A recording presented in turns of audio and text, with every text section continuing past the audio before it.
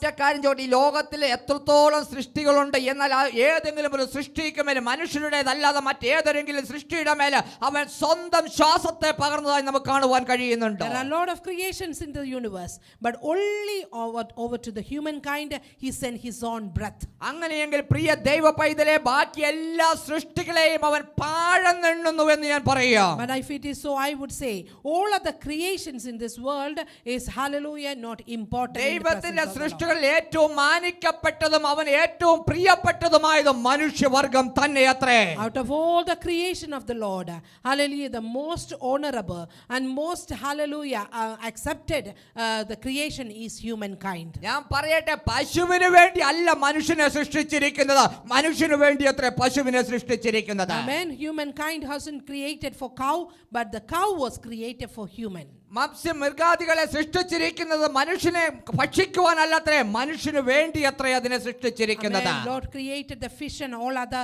things in this world not for them to eat the human, but human to eat them. ഒരു സൗഖ്യത്തിൽ വസിക്കാൻ അല്ല ഈ ശരീരത്തെ സൃഷ്ടിച്ചിരിക്കുന്നത്, ഈ ശരീരം നിലനിർത്തുവാൻ വേണ്ടി അത്രേ ഒരു സൗഖ്യത്തെ ദൈവം നൽകിയിരിക്കുന്നത്. Amen. Hallelujah. It's not only for you to receive a healing onto this body.